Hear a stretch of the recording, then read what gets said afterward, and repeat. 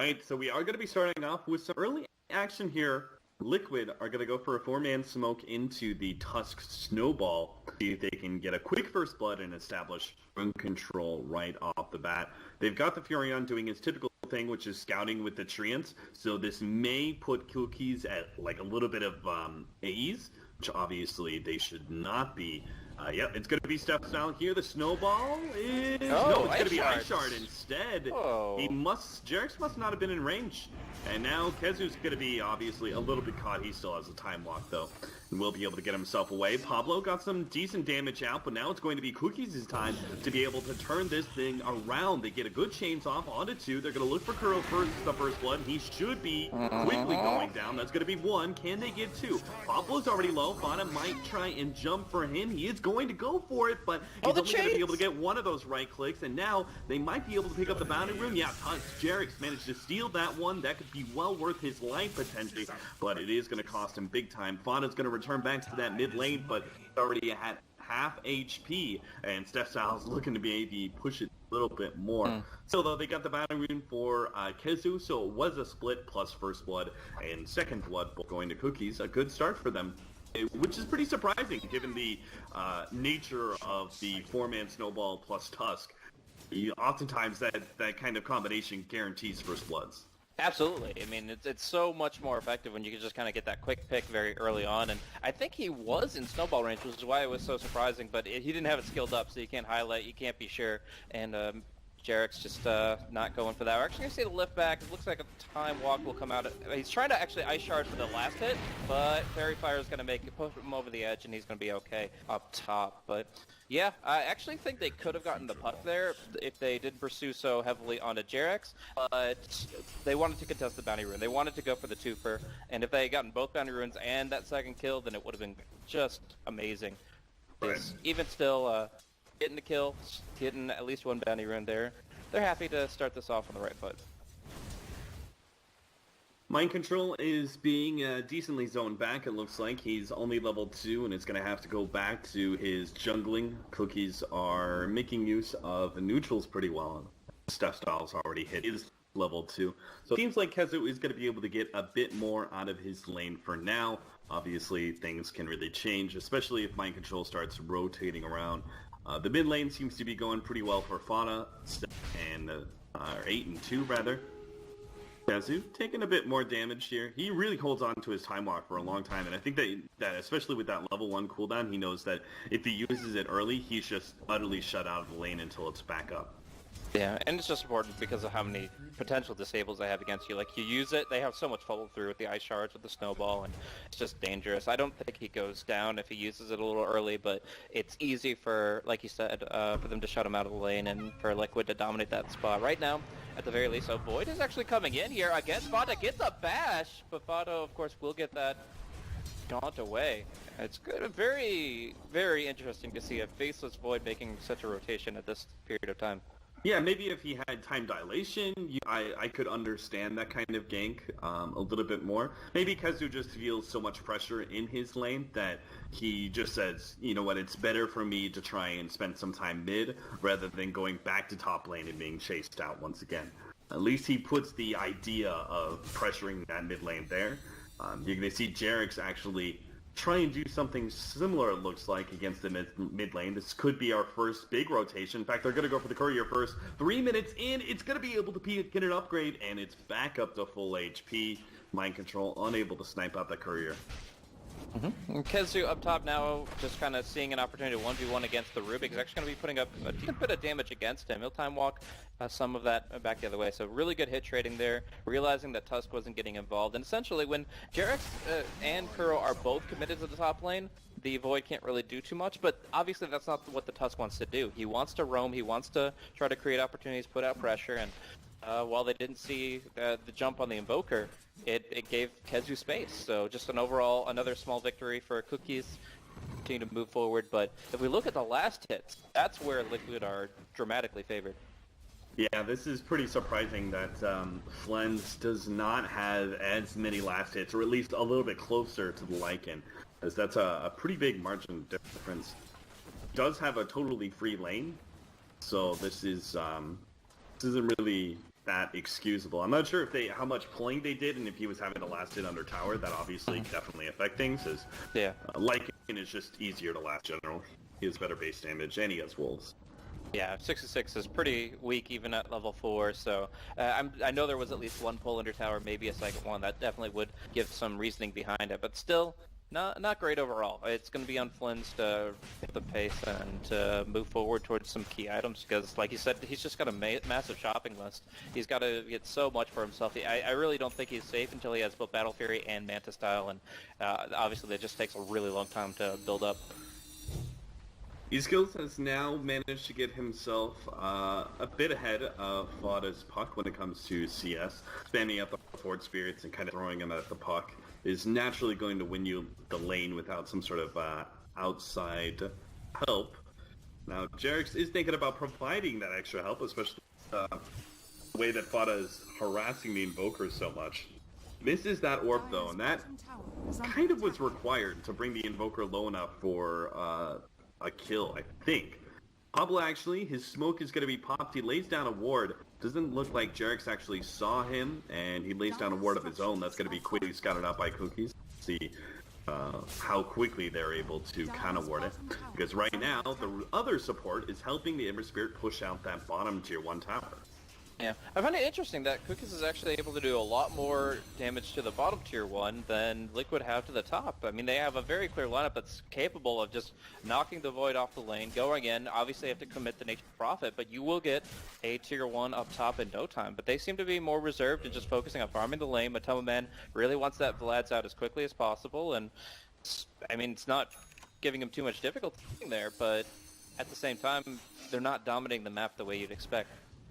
Yeah, this really is the big difference between having an offlaner that stays in lane. Pablo is going to have to get down the cliff once again. He is going to be dream called up, but even if he dies here, this is almost kind of worth it. Liquid are spending so much time trying to kill him, they don't even get that much. Finally, it looks like Mind Control may be trying to do what you were talking about. The big difference between these two offlaners is that while Kezu can stay in lane constantly, Mind Control can actually roam to a tower, and as you say, push Kezu back, and that should allow them to take the tier 1. This team simply isn't ready to actually fight, especially without Chronosphere. Yeah, he wants to try to like pull creeps back and stuff, but honestly, he's just gonna maybe get one time walk out of this, otherwise the tower is gone for sure. We're going to see actually Rubik make his way down bottom 2, Fade bolting it, and although that's risky, if the Ember has Slight, that's a potential kill. But in this case, it's just going to be him getting some free experience, getting a lot closer to his spell steal, and most importantly, keeping the tier 1 alive at 200 HP. Fada is getting more and more aggressive at this mid lane. I keep watching him, and he does land a pretty good orb there. Doesn't choose to jump it, though, as he's a bit low on both mana and HP. But still, he's keeping the Invoker scared. And he should be scared, too, because of the potential wraparound. They've taken that off-lane tower. They could very easily rotate through the secret shop area and behind the tier 1. And, of course, Nature's Prophet as well with his global presence, soon to be amplified with the ultimate coming up. Matoma Man's looking for Pablo, but Pablo's just going to put himself on the cliff, I think. And he may be right-clicked down by Fada. Yeah, he will be. Just run into the rough part of town. Yeah. Yeah, I guess the fact that that's their first death is something COOKISS can be proud of, but it is just going to be that dire ward that not only saw the Winter Wyvern when he initially smoked for that ward, but also pushes him out now and actually is able to claim his life. We're going to be seeing Chronosphere come out pretty soon here. What do you think about these ultimates? Like, I feel like the game changes in a very significant way when heroes start hitting level 6, but who is actually more favored? I think COOKISS have a lot to bring to the table, but their Wyvern is only 3, so it's going to be a late one from him. I think that it's definitely COOKISS who become stronger with their level 6, but as you really pointed out, it's the supports being underleveled is going to cause them the biggest issue. Fortunately, they've got the basic combo right now, which is the Disruptor ult, paired up with the Chronosphere. That is going to be the best part of the combination. The Winter's Wyverns, like Winter's Curse, I feel, especially since change, it's more like a cherry on top, right? It's not something that you really rely on too much. Maybe sometimes it sets up a good fight, or it allows you to disengage or something like that, or maybe you get a pick off on someone because of it, but I think as a whole it's not an ultimate that you're really relying on as much as you use anyway. Yeah. Unfortunate from Liquid, I think Mind Control just straight up missed a kill. The Faceless Void was farming the camp under the Observer Ward from the around the Secret Shop. It was done at 100 HP, and that was easily a Wrath of Nature kill, just straight up, but doesn't keep an eye on the minimap well enough to see that opportunity. They focus on themselves, get their tower deny, which of course is the most important part of that bottom lane, but yeah, another kill would have been great for Furion. Kuro is halfway to his level 6, and he does have a smoke coming up. Arcane boots being picked up by Steph Style already. This Disruptor's farm is pretty impressive. Yeah. Actually, he's purely off of neutrals. Nice pick off there from Mind Control, the Howl, allowing the Furion to very easily right-click down the courier. Gonna do much more in terms of invasion though, and I feel like this is the time where Liquid start ramping up the pressure in their own ways. So yeah, we do see the smoke coming through. It looks like it's a coordinated gank. They want to get Bota involved. If he can get a kill or an assist here, he will be having enough gold for his blink, and then suddenly the Ember has to be very, very afraid. So I think it's overall a great initiation, and we're going to see it on mid. Yeah, Pablo once again is going to be the target here. He managed to get off his good cold embrace that will buy him a bit of time, but he's pretty much dead. Now the question is, are they going to be able to get much else out of this? Walrus Punch still not enough to finish off Pablo. Now they've got the ultimate coming out. Jarek's going to be stuck underneath that one. The extra static storm probably wasn't needed, and because of that, they're able to get the two supports. Kezu's going to have to help himself away, and that's going to be pretty dangerous here. If Kuro can actually get the right jump. Lens just barely managed to stay ahead there of the Lycan and gets to jump out before a crit could finish him off, but Kuro's going to be able to hold on to that Chronosphere, and that is a big mistake by Kezu. Yeah, very unfortunate there, but we are going to be seeing now Kuro hanging on to that one, and I mean, while he doesn't find like an Invoker and Invis with it, he's still just able to hang on to that for the next fight. This is guaranteed Roche if that's what they want. I mean, any objective is rarely guaranteed. When you don't have Chrono to worry about, you don't have Static Storm to worry about, and you have Chrono on your side, suddenly you create so much value. And while we were both on the same page that COOKISS had the better teamfight ultimates, one of those ultimates is now in the hands of the Rubik, so I feel like that has dramatically changed how COOKISS have to play the next few minutes. Sunstrike checking for Roshan, seeing if whether or not Liquid have rotated over there. Pick that up. Going back to that fight though, was that just me, or was that really bad Static Storm?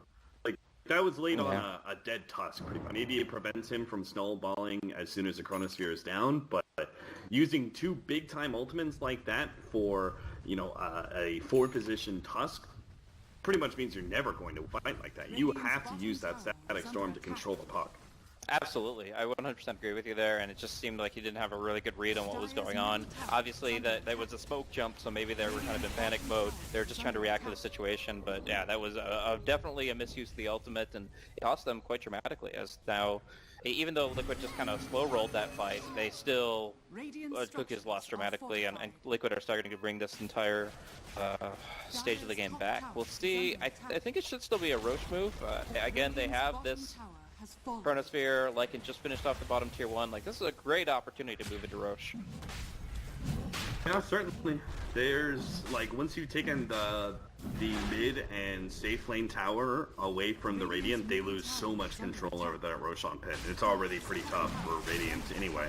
So this is a pretty natural trade-off. I think COOKISS at this point in time know that they are unlikely to be able to contest Roshan very well, so they probably know what's going on right now, and they're just willing to make the trade-off of a tier 1 tower for it. But this is probably going to be Liquid are going to rotate straight to the bottom lane and take that tier 2 as well. Alrighty, so we've got ourselves an Aegis and now a Necronomicon on Matumbo Man. That's going to be allowing him to do a hell of a lot more work in terms of the push. But the real question I have is, do they get tier 3s off of this? Do they actually break high ground and look at racks? I mean, Kuro's Chronosphere is about to expire. COOKISS have all their teamfight ultimates back up, and most of them apply to AoE. They are really good at fighting at choke points, and unless Vata like suddenly just sets up a quick pick, like Blink, Waning Rift, Dream Coil kill, I feel like COOKISS are going to have the upper hand just in terms of draft. I think Liquid should push Hill right now, but solely to be able to force COOKISS back from that tier 2 tower. They don't want to be fighting, they don't want to be TPing into a situation like that because of the way Chronosphere sets up. So you'd much rather be the ones forcing COOKISS back, but I don't know if they really want to take a full fight here. It looks like they're still sticking around, but in my opinion, they should definitely wait for Necrobook 3 just to make it an easier push. But they're going to jump in, get a good silence there on Flens. The Glimpse back, though, poorly timed, and that's only going to send him back to his blink position. This is also another thing. Pushing into a Winter Wyvern is incredibly tough. In fact, they're relying on it so much that Kezu is still freely pushing out that top lane, knowing that Liquid can't really go into a Winter Wyvern very easily. The raiding Observer Ward south of Kezu is very important, because for all... Oh, just keep on seeing those jumps. This time Bata... Oh, what? I really thought for sure that Pablo was going to go for Winter's Curse. Maybe now? No, they've got the Static Storm on Bata. He's definitely dead here. Now they can still Static Storm up something with the puck dead. Looks like in the background, Pablo is going to be chased down by the Wolves. They got to help him out. And that leaves Matumba Man on the front lines now that all these heroes are pushed away to get some damage onto the tier 3 tower. But they really need to catch a little bit more here if they want to be able to make a comeback in this game. A puck kill was nice, but it's not enough to really offset the flow of this game. And unfortunately, COOKISS never managed to find that. Neither Chronosphere nor Winter's Curse. Yeah.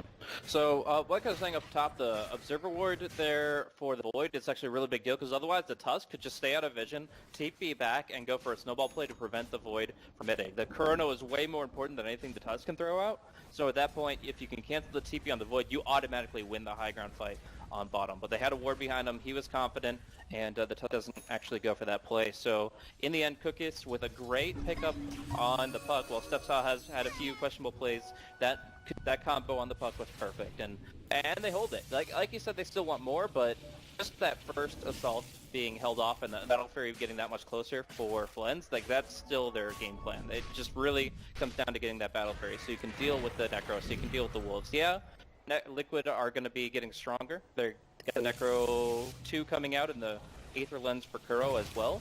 These are good items, but unless they use this Aegis in the next 2 minutes, I still actually think these are more happy with the fact that they get to drag this out further. I mean, they're pretty close to getting that Battle Fury. The most expensive items are being picked up right now by Flens, both the Broadsword as well as the Claymore.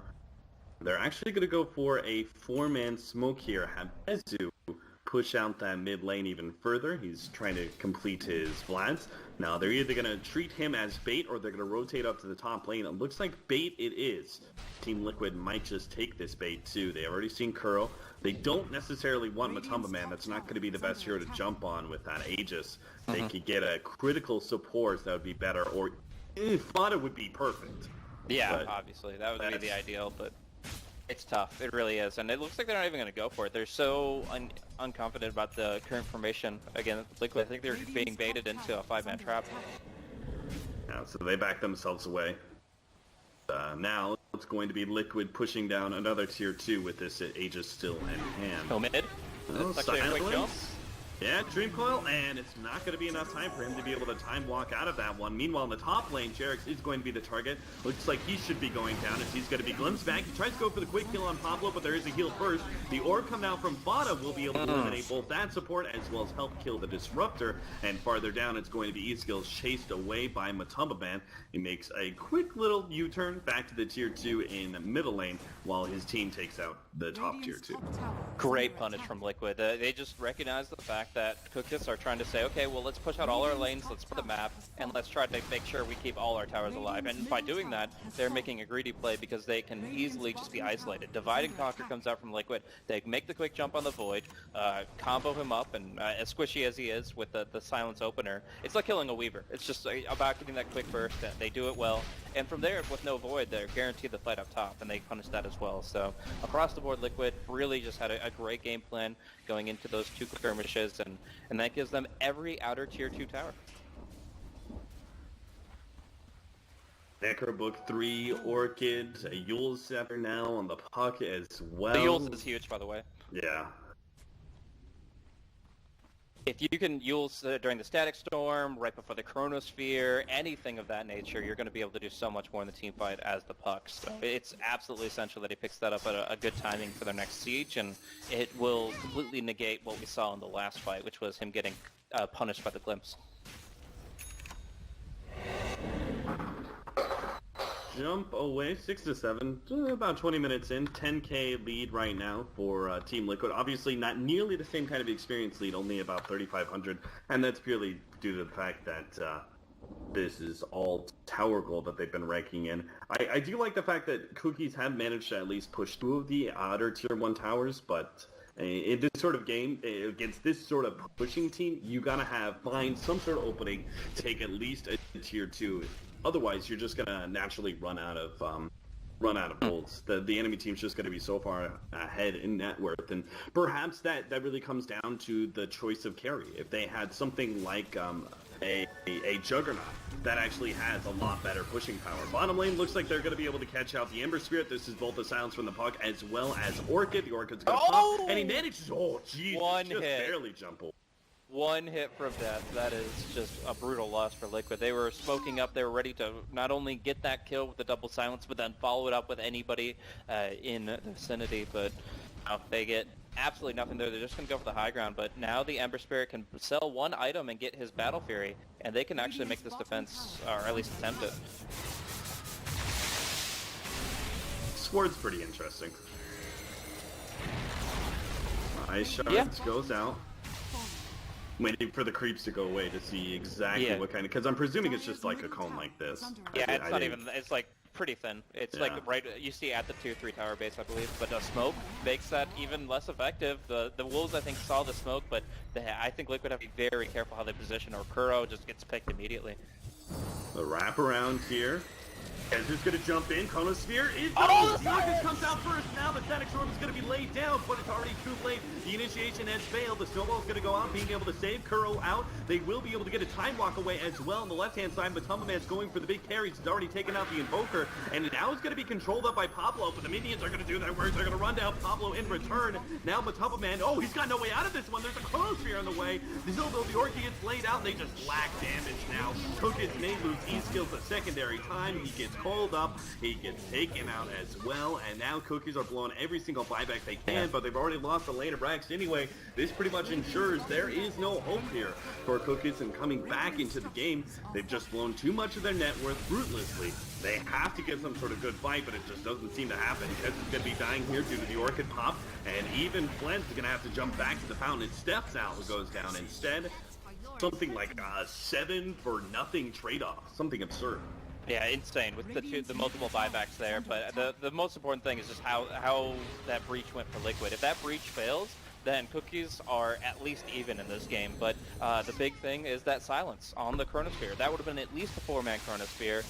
Easy jump, easy follow through from COOKISS. They could have gotten so much done in that timing window, but the silence, the quick Orchid from the Furion negates it entirely, and suddenly everything goes Liquid's way. They're able to actually put the Puck and the Lycan on the front lines, do massive damage to the supports who didn't want to get caught, and Liquid take this handedly. I mean, like, now we have buyback and cooldown for both the Void and the Invoker.